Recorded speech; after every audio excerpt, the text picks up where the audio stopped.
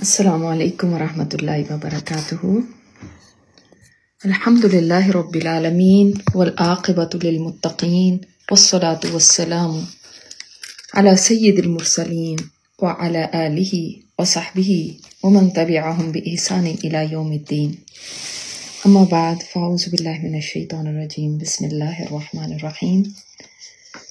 امید ہے کہ اس عشرے میں آپ نیکی کے کاموں کو سر انجام دینے میں ذوق و شوق سے لگے ہوں گے۔ یہ عشرہ آدھا گزر گیا اور چند ہی دن باقی ہیں۔ ان دنوں کو غنیمت جانیے اور ان میں کوشش کیجیے کہ اپنی اپنی ہمت کے مطابق زیادہ سے زیادہ نیکی سمیٹ سکیں اور اخلاص کے ساتھ نیکیاں کر سکیں۔ جب بھی ذہن میں یہ آئے کہ میں بہت تھک گئی ہوں، اب مجھ سے یا ہوتا نہیں، تو خود کو یاد کروائیں کہ عبادت کی یہ تھکاوٹیں اتر جائیں گی، مگر سوچیں اس کا اجر جو باقی رہے گا، جو کبھی نہیں ختم ہوگا، وہ کتنا بڑا ہوگا۔ سوچیں ان نیکیوں کو جو اعمال نامے میں تلیں گی، تو اس دن مجھے ان پہ کتنی خوشی ہوگی۔ سوچیں کہ میزان میں یہ رکھی جائیں گی اور یہ مجھے آگ سے نجات دلانے والی ہوں گی۔ اس وقت جب ایک ایک نیکی کی مجھے ضرورت ہوگی، تب ہو سکتا ہے یہی نیکی ہو جو مجھے پار لگا دے۔ ان دنوں میں کی گئی نیکی ہی میری نجات کا ذریعہ بن جائے، تو حریص بنیں، لالچ رکھیں نیکیوں کا، ان کو معمولی نہ سمجھیں کہ کر لیا تو بھی ٹھیک ہے، نہیں بھی کیا تو کوئی ایسا بڑا نقصان نہیں ہے۔ یاد رکھیں بہت بڑا نقصان ہے۔ ابو بکر صدیق رضی اللہ تعالیٰ عنہ فرماتے ہیں، اپنی زندگی کے اس دن پہ رو جو گزر گیا اور تم نے اس میں کوئی نیکی نہ کی، اور سوچیں اگر ایسے بابرکت دن ہوں جن میں کی گئی نیکی انسان کو وہاں کامیابی دلا سکتی ہے، ان کو ہم نے ضائع کر دیا تو یہ کتنا بڑا خسارہ ہوگا۔ اس وقت ہمارے پاس زندگی کی مہلت موجود ہے، طاقت بھی ہے، چاہے کسی کے پاس تھوڑی ہے یا زیادہ ہے، چاہے کوئی بستر پہ ہی کیوں نہیں پڑا ہوا، بیمار ہی کیوں نہ ہو، بوڑھا ہی کیوں نہ ہو، مگر زبان سے ذکر کرنے کی طاقت تو ہر ایک میں ہے۔ اسی طرح سوچ، سمجھ، عقل، ہمت، یہ سب کچھ ہے اس وقت ہمارے پاس۔ پھر بھی اگر ہم نیکیاں جمع نہ کر سکیں تو اور کب کریں گے؟ جو لوگ غفلت میں اپنی زندگی گزار دیتے ہیں تو وہ اس دن پچھتاتے ہیں جس دن ان کو لینے کے لیے فرشتہ آ جاتا ہے۔ قرآن ہمیں بتاتا ہے کہ اس وقت وہ تڑپ تڑپ کے مہلت مانگتے ہیں کہ ہمیں عمل کا موقع دیا جائے، انہی نیکیوں کو جن کو آج ہم کوئی زیادہ اہمیت نہیں دیتے، ان کے لیے اتنی بڑی ہو جاتی ہیں کہ وہ چاہتے ہیں کہ دوبارہ ایک دفعہ یہ زندگی مل جائے تو ہم جلدی جلدی جا کے نیکیاں کر آئیں۔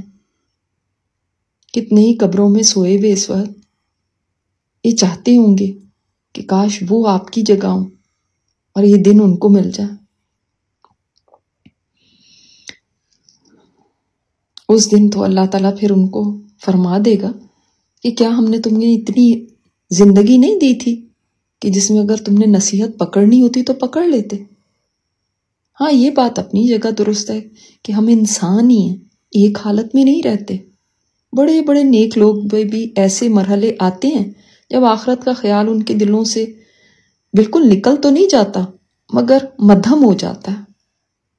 اس میں ماحول کا بھی اثر ہوتا ہے، کمپنی کا بھی، اور شیطانی فتنے بھی آج کے دور میں بہت زیادہ ہیں، اور انسان کا نفس تو اس کا سب سے بڑا دشمن ہے ہی۔ تو یہ انسان کی فطرت ہے، وہ اپنے ارد گرد سے ضرور متاثر ہوتا ہے۔ ایسے میں ضروری یہ ہے کہ ہم بار بار آخرت کو یاد کریں اور اپنے سے بہتر لوگوں کی زندگیوں کو بار بار پڑھیں، سنیں، تاکہ ہم نیکی میں دوڑنے والے بنیں، آخرت کی یاد بار بار ہمارے ذہن میں تازہ ہوتی رہے اور دل زیادہ دیر غفلت میں نہ رہے، کیونکہ اگر ہم یہ نہیں کرتے تو ہم ریلیکس ہو جاتے ہیں، بہت جلدی شیطان ہمیں اپنے راستے پر لے جاتا ہے، اور اس میں ہر چیز معاون ہے، کیونکہ ہمارے ماحول بھی ایسے نہیں، ہمارے قریب کے لوگ بھی ایسے نہیں ہوتے، تو کوئی بھی ایسی فورس نہیں ہے جو کہ ہمیں نیکی کی طرف مائل کرے، سوائے چند ایک باتیں جو ہم اگر سن لیں تو ہو سکتا ہے ان سے ہی ہمارا ایمان تازہ ہو جائے، وہ بھی جس کو اللہ تعالیٰ توفیق عطا فرمائے۔ تو یہی وہ چیزیں ہیں جو ہمیں آگے چلاتی ہیں، شوق بڑھاتی ہیں، ہمارا فیول ہے۔ اگر یہ بھی نہ ہو تو یقین جانیے چند دنوں میں ہی انسان کا سارا جوش اور جذبہ جھاگ کی طرح بیٹھ جاتا ہے، اور پھر وہی اسی ڈگر پہ چل پڑتا ہے جو عام دنوں میں ہوتی ہے۔ حضرت عثمان رضی اللہ تعالیٰ عنہ فرماتے تھے، تعجب ہے اس پہ جو جنت پہ ایمان تو رکھتا ہے پھر بھی دنیا میں آرام کرتا رہتا ہے۔ تو جب بھی طبیعت اس طرف مائل ہو کہ یہ کوئی ضروری تو نہیں ہے، بس اتنی سی نیکی کافی ہے، آخرت کو اتنا بڑا مسئلہ تو ہے نہیں، کچھ نہیں ہوتا، میں جیسے ہوں اچھی ہوں، میں کون سا بری ہوں، تب تصور کیا کیجئے میدان محشر کا۔ یقین جانے ہمیں پتہ ہی نہیں ہے کہ آگے کے مرحلے بہت مشکل ہیں، یہ کسی کو ڈرانے کے لیے نہیں، مگر نبی علیہ الصلوۃ والسلام نے کسی ریزن سے ہمیں یہ بتائے ہیں کہ آگے کیا ہونے والا ہے، تاکہ ہم اس کی بھرپور تیاری کر لیں۔ کیا وہ فالتو باتیں ہیں جو وہ ہمیں بتا کے چلے گئے؟ اگر اتنا ہی ہم نے ڈر جانا تھا تو بتاتے ہی نا، یہ ڈرنے کی بات نہیں، یہ تیاری کی بات ہے، اور ہم اکثر ان باتوں کو نہیں سننا چاہتے کیونکہ ہم اپنی روش بدلنا نہیں چاہتے، ہم یہ نہیں چاہتے کہ ہمیں ہوش آئے، ہم یہ نہیں چاہتے کہ ہم یہ اپنی غفلتیں چھوڑ کے نیکی میں دوڑنے والے بن جائیں اور اسی کو ترجیح دیں، یہ نہیں چاہتے ہم، ورنہ ہم ضرور دیکھتے کہ آگے ہونے کیا والا ہے۔ تو جب یہ خیالات آئیں نا کہ میں تو بڑی اچھی ہوں اور کچھ نہیں ہوتا اور میرے ساتھ سب اچھا ہی ہوگا وہاں پہ، اور بس کافی ہے جو میں نے کر لیا، تو اس کا مطلب ہے کہ عقیدہ آخرت جو ہے اس کا یہاں تو علم ہی نہیں، یہاں اس میں کچھ ایسی کمزوری ہے، بہت ہی لائٹ اس معاملے کو لیا ہوا، جس معاملے کے اوپر صحابہ کرام تک کانپ جاتے تھے، روتے تھے، وہ ہمارے لیے اتنا لائٹ ہے، ہم آج کچھ سمجھتے ہی نہیں۔ اس وقت تصور کیا کریں کہ میں میدان محشر میں کھڑی ہوں، لوگ ننگے پیر ہیں، ننگے بدن ہیں، اور سورج 1 میل کے فاصلے سے آگ برسا رہا ہے، زمین دہک رہی ہے، جسم سورج کی آگ میں جل رہے ہیں، زمین پر پاؤں رکھنے مشکل ہو رہے ہیں، دور دور تک کہیں کوئی سایہ نہیں نظر آ رہا، لوگ اپنے اپنے اعمال کے مطابق پسینے میں شرابور ہیں، اور پیاس کی شدت سے لوگوں کا برا حال ہے، بھوک بھی سخت لگی ہوئی ہے، اور آن ٹاپ آف اٹ صرف بھوک اور پیاس نہیں، شدید گرمی کی حالت ہے، اور لوگ وہاں 50,000 سال تک کھڑے رہیں گے اور تنگ آ کے اللہ تعالیٰ سے دعا کریں گے، یا اللہ اس مصیبت سے ہمیں نجات دلا دے، چاہے جہنم میں بھیج دے۔ طبرانی کی یہ روایت ہے۔ آج سورج سوچے ہماری زمین سے 9 کروڑ 30 میل دور ہے، اس کے باوجود گرمی کے دنوں میں ہم سے باہر منہ نہیں نکالا جاتا، زمین اتنی گرم ہوتی 1 منٹ کے لیے اس پہ ننگے پیر کھڑا نہیں ہوا جاتا۔ تو اندازہ کیجئے اس دن، جس دن ٹیمپریچر 9 کروڑ درجے زیادہ ہوگا، 100 ڈگری فahrenheit ہو جائے تو ہمارا برا حشر ہو جاتا ہے، اندازہ کیجئے اس دن کیا حالات ہوں گے۔ اندازہ کیجئے کہ جب فرشتے سب لوگوں کو میدان محشر میں لے کر آئیں گے تو اس دن اللہ تعالیٰ کی عدالت لگے گی، فرشتے ارد گرد کناروں پر ساری طرف صف بستہ کھڑے ہوں گے، 8 فرشتوں نے اللہ تعالیٰ کا عرش اٹھایا ہوگا، ملائکہ، انبیاء، صلحاء سب اس دن کانپ رہے ہوں گے، ہر ایک کو اپنا عمل جو ہے وہ، جیسے انسانوں میں ہر ایک کو اپنا عمل جو ہے وہ کم لگ رہا ہوگا، کوئی یہ نہیں کہے گا اس دن کہ ہاں میں نے تو کافی کر لیا تھا۔ یہ جو آج ہم کہہ رہے ہیں نا، یہ اس دن کوئی نیک سے نیک لوگ بھی نہیں کہیں گے۔ تب فرشتوں کو جب حکم ہوگا کہ لوگوں میں نامہ اعمال تقسیم کر دیں، تب کیا حال ہوگا؟ یہی نیکیاں جو آج ہمیں اتنی معمولی اور بے وقت لگتی ہیں، اس دن ان کی کتنی بڑی ویلیو ہوگی کہ بس دل کرے گا ہائے اس میں کچھ اضافہ ہی ہو جاتا، زیادہ ہی ہو جائیں، کیونکہ اس دن کی کرنسی یہ نیکیاں ہیں۔ اس دن جب کچھ لوگوں کو داہنے ہاتھ میں اعمال نامہ پکڑایا جائے گا اور کچھ کو بائیں میں اور کچھ کو پشت کی طرف سے، اور نامہ اعمال پہ نظر ڈالتے ہی انسان کی ساری زندگی اس کے سامنے آ جائے گی، جتنی بھولی ہوئی یادیں جو ہم آج سوچتے ہیں نا ہمیں تو یاد ہی نہیں ہم نے کل کیا کیا، اس وقت سب یادیں تازہ ہو جائیں گی، سب کی میموری اچھی کام کرے گی۔ تب خوش وہی ہوگا جس نے اس زندگی میں اپنی آخرت کی تیاری کی، وہی خوشی خوشی کہے گا ہاں مقرؤ کتابیہ، لوگوں دیکھو میرا نامہ اعمال، لوگوں دیکھو۔ اس دن میں کہاں کھڑی ہوں گی؟ اس دن میرے پاس کیا کچھ ہوگا؟ کچھ لوگ اس دن یہ بھی کہہ رہے ہوں گے کاش ہمیں ہمارا اعمال نامہ ہی نہ دیا جاتا، کاش ہمیں پتہ ہی نہ چلتا ہمارا حساب کتاب کیا ہے، کیونکہ اس میں ہر چھوٹا بڑا عمل لکھا ہوگا، ہر چھوٹا بڑا، کوئی چیز رہ ہی نہیں گئی ہوگی۔ تو بڑا خوفناک دن ہے جب حقوق دلائے جائیں گے، نماز کا حساب، لوگوں کے ساتھ تعلقات کا حساب۔ اللہ تعالیٰ فرمائے گا میں بادشاہوں اور حقوق دلوانے والا ہوں۔ آج کوئی جہنمی اس وقت تک جہنم میں نہیں جا سکتا جب تک جنتی کو اس کا حق نہ دلوا دوں، اور کوئی جنتی اس وقت تک جنت میں نہیں جا سکتا جب تک کسی جہنمی کو اس کا حق نہ دلوا دوں۔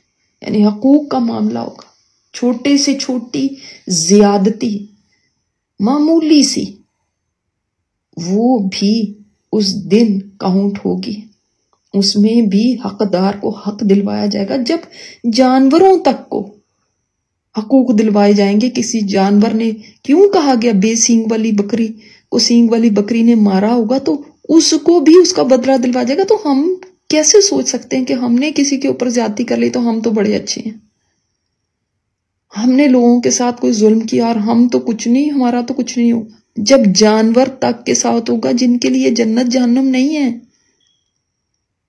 تو سوچیں کہ معاملہ کتنا سیریس ہے، وہاں پہ کتنا سنگین ہے، اتنا آسان اور لائٹ نہیں جو ہم سمجھے بیٹھے ہیں اور اس کو کوئی اہمیت نہیں دیتے۔ اندازہ کیجئے کہ جس دن میزان میں ایک نیکی کی زیادتی یا ایک نیکی کی کمی جنتی یا جہنمی ہونے کا فیصلہ کر دے گی، ایک نیکی کی، اس دن انسان کے سامنے جب میزان لگے گا اس کی سب سے بڑی خواہش کیا ہوگی کہ آج میری نیکیاں بڑھ جائیں۔ کتنا ٹائم ہے نا ہمارے پاس یہاں پہ نیکیاں کرنے کا، کتنی زیادہ طاقت بھی ہے، بیٹھے بیٹھے بھی سبحان اللہ کہتے رہیں، الحمدللہ کہتے رہیں، لیکن بودر نہیں کرتے ہم۔ آج یہ ہمارے لیے کوئی اہم بات نہیں، ہم دنیا جہان کی باتیں کرتے ہیں، لیکن یہ ایک جو چھوٹی سی ہلکی سی نیکی ہمیں آج لگتی ہے نا کہ یہ کون سی بڑی بات ہے، یہی کتنی بڑی تل رہی ہوگی اس دن۔ ایک ایک نیکی کو انسان ترسے گا، کیا اس کو پھر حسرت نہیں ہوگی کہ کاش میں اور کر لیتا؟ ہر ایک کو حسرت ہوگی، ہر ایک کو۔ وہ چاہتا ہوگا کہ کاش دنیا میں ایک لمحہ بھی ایسا نہ ہوتا جو نیکی کے بغیر گزارا۔ اور آج پرواہ ہی نہیں۔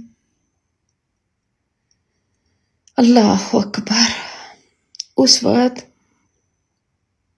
سوچیں کہ میزان لگا ہوا ہے اور میری نیکیاں رکھی جا رہی ہیں اور میرے گناہ رکھے جا رہے ہیں، کیا چاہت ہوگی اس ٹائم پہ، کیا چاہت ہوگی میری۔ ایک فرشتہ ہے جو اعمال کو تولنے کے لیے کھڑا ہوا ہے، اور وہ اعلان کرے گا اس کے بعد، جب میزان میں وزن ہو جائے گا نا، اس کے بعد وہ اعلان کرے گا فلاں بن فلاں کامیاب ہو گیا یا فلاں بن فلاں ناکام ہو گیا۔ اناؤنسمنٹ ہوگی، جیسے رزلٹ اناؤنس کیا جاتا ہے۔ کتنی بڑی بات ہے۔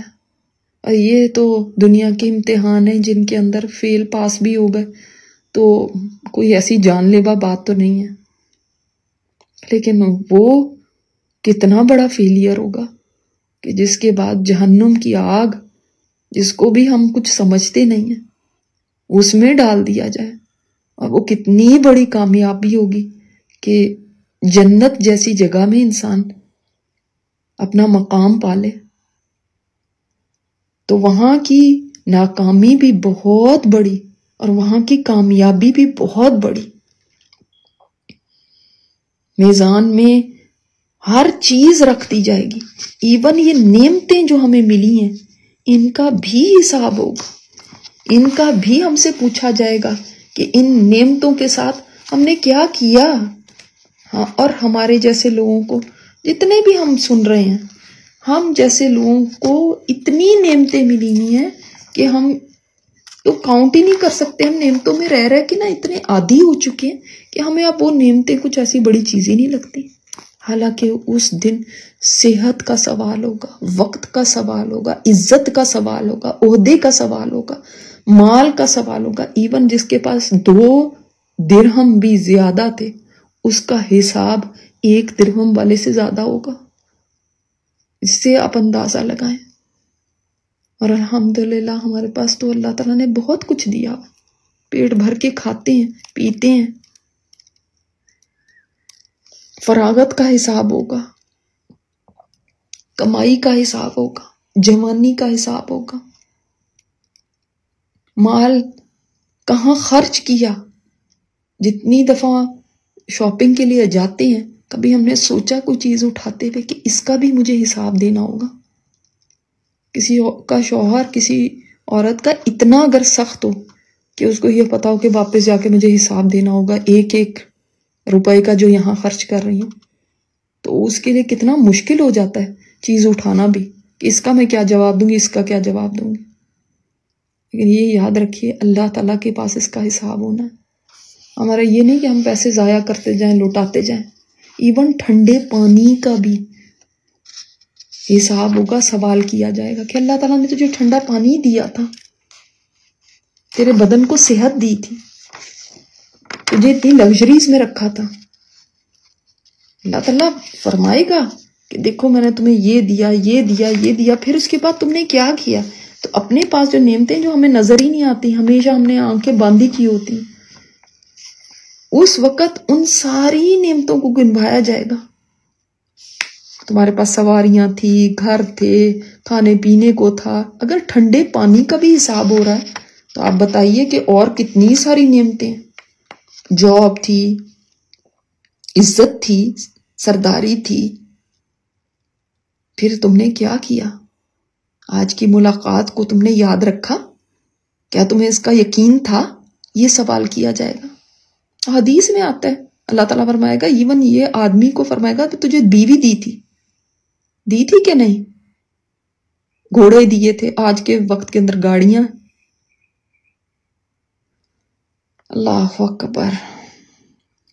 اور اس کے علاوہ بے شمار نعمتیں جن کو ہم شمار ہی نہیں کر سکتے۔ یہ تو چیدہ بات ہو رہی ہے، جن کو ہم شمار ہی نہیں کر سکتے، وہ سب نعمتیں، ان کا جب جواب دینا ہوگا تو خود سوچیں اس کے بعد کیا یہ نیکی بھاری لگ سکتی ہے انسان کو؟ کیا یہ مشکل لگ سکتی ہے؟ کیا انسان پھر یہ کہہ سکتا ہے کہ کوئی بات نہیں، اٹس اوکے، نہیں بھی کروں تو ٹھیک ہے، کر بھی لی تو کوئی بڑی بات نہیں، نہ بھی کی تو کوئی بڑی بات نہیں؟ نہیں، پھر انسان دوڑتا ہے، اور یہی باتیں ہیں جو ہمارے ذہن سے محو ہو جاتی ہیں، یہی باتیں ہیں جن کا ہمیں اپنے آپ کو بار بار یاد دلانا ہے، مجھے اپنے لیے بھی اور آپ کو اپنے لیے۔ یہی باتیں ہیں جو ہمیں ہماری سستی سے نکالیں گی، ورنہ انسان سستی میں، غفلت میں وقت کو گزارے چلا جا رہا ہے، اور یہ سوچتا نہیں کہ میرا وقت گھٹ رہا ہے، بڑھ نہیں رہا، میری ہمت کل کو کم ہوگی، زیادہ نہیں ہوگی۔ اور جو لوگ سمجھتے ہیں نا کل کو فراغت ہوگی، آج نہیں ہے کل ہوگی فراغت، وہ بہت بڑے دھوکے میں، بہت بڑے دھوکے میں۔ یقین جانے زندگی کے کسی دور میں بھی اگر انسان سمجھتا ہے کہ اس کو فراغت ہو جائے گی نیکی کرنے کی، تو وہ کبھی وقت نہیں آتا، کبھی نہیں آتا۔ ہر دور میں اس کے پاس کوئی نہ کوئی مصروفیت رہتی ہے۔ تو اس دھوکے سے نکل آئیں کہ جب یہ ہو جائے گا تو اس کے بعد میں فارغ ہوں گی، وہ ہو جائے گا تو پڑھائی ختم ہو جائے تب میں فارغ ہوں گی، بچے بڑے ہو جائیں تب فارغ ہوں گی، شادی ہو جائے تب فارغ ہوں گی۔ یہ سب شیطانی چالیں ہیں کہ انسان کو کل کل کل پہ ٹالتا رہتا ہے۔ ایسے ایسے بوڑھے بھی دیکھے ہیں جو بھی بہت مصروف ہیں، وہ کہتے ہیں ہمارے پاس بھی وقت نہیں، یا پھر اب ہمت ہی نہیں رہ گئی کچھ کرنے کی۔ تو کیا اس وقت کا انتظار کرتے ہیں جب طاقتیں ختم ہو جائیں تب ہم نیکیاں کریں گے، تب ہم دوڑیں گے؟ یا جب خدا نہ خواستہ کوئی بیماری آ لے تب فکر کریں گے کہ مجھے کوئی عمل کرنا ہے؟ یا جب زندگی کا وقت ختم ہونے لگے تب ہوش سنبھالیں گے؟ تو کب؟ سوال یہ ہے کہ کب کرنا ہے۔ تو ہمیں اسی وقت کو بہترین نکالنا ہے، اسی وقت کو نیکیوں میں گزارنا ہے کہ کل کو پچھتاوے سے ہم بچ سکیں، حسرتوں سے بچ سکیں۔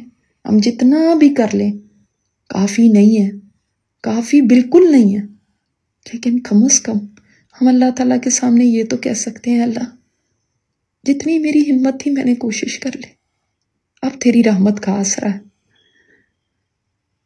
تو اللہ تعالیٰ کی رحمت کی طرف بھی وہی بندہ دیکھ سکتا ہے جس نے خود پہلے کوشش کی ہو، اور جو کوشش کے بغیر سستی میں پڑا رہا اور دھوکے میں رہا، وہ کیسے کہہ سکتا ہے کہ اللہ میں نے کوشش کر لی، اب تیری رحمت کا آسرا ہے؟ کیسے کہہ سکتا ہے؟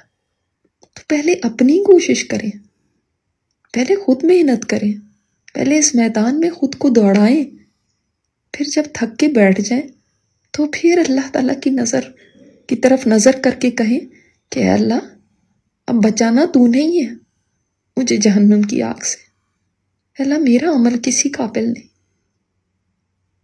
اور جو بیٹھے رہتے ہیں اور جو کچھ نہیں کرتے وہ پھر کیا کہہ سکیں گے؟ تو اس لیے یاد رکھیے، پوری دنیا کی دولت بھی مل جائے، پوری دنیا کے اعلیٰ مرتبے منصب بھی مل جائیں، تو وہ بھی ان دنوں کی نیکیوں کے آگے حقیر ہیں۔ تو آخرت میں کام آنے والی یہ نیکیاں جو ہے نا بہت پریشیس ہیں، بہت قیمتی ہیں، بہت قیمتی۔ ان نیکیوں کے راستے میں کوئی چیز حائل نہ ہونے پائے۔ لوگ آپ کو ڈسکریج کریں گے، اتنا بھی کیا کرنے کی ضرورت ہے، اتنا بھی کیوں؟ لوگ آپ کو ہو سکتا ہے طنز بھی کریں، کوئی آپ کو ہرٹ کر دے، کوئی آپ کو تانے دے، یا اپنی سستی حائل آ جائے، یا اپنی غفلت، یا اپنی مصروفیت، کوئی بھی چیز ورتھ نہیں ہے کہ جو ہمیں نیکیاں کرنے سے باز کر دے، دور کر دے۔ کسی کی باتوں میں نہ آئیے گا۔ عائشہ رضی اللہ تعالیٰ عنہ جب اتنا روتی تھیں آخرت کو یاد کر کے، اوڑھنی ان کی بھیگ جاتی تھی آنسوؤں سے، تو جب ان کے بھانجے نے فرمایا کہ آپ کیوں روتی ہیں، آپ کے تو اتنے مقام اللہ تعالیٰ کے نزدیک، آپ کی تو برات کی آیتیں قرآن میں اتری ہیں، آپ تو نبی صلی اللہ علیہ وسلم کی محبوبہ بیوی تھی، تو فرماتی تھی مجھے دھوکہ نہ دو۔ ان کو پتا تھا نا کہ آخرت کی منزلیں آسان نہیں ہیں، ان کو پتا تھا کہ وہاں پہ کامیابی حاصل کرنا کوئی ایسے مذاق نہیں ہے، اس دنیا کے معمولی سے امتحان کے لیے ہم اتنی محنت کرتے ہیں. دیکھیں جو بڑے بڑے امتحان دیکھتے ہیں کتنی ان کے دن اور رات اس میں لگتے ہیں. اور جنت کو تو ہم نے معمولی سمجھا ہوا ہے، اس کو تو پانا ہمارے دائیں ہاتھ کا ہی کھیل ہے. سب نے اپنی جیب میں ٹکٹیں رکھی ہوئی ہیں جنت کی. میں آپ کو مایوس نہیں کر رہی، لیکن میں آپ کو یہ ضرور بتاؤں گی کہ شیطان کے دھوکے میں نہ آئیے گا، جو بس انسان کو یہ تھپکیاں دیتا رہتا ہے یو آر گڈ، کوئی مسئلہ نہیں ہے، تم ٹھیک ہو، تم نے بڑا کچھ کر لیا، اور تم تو اچھے ہی ہو، تم نے کیا برا کیا.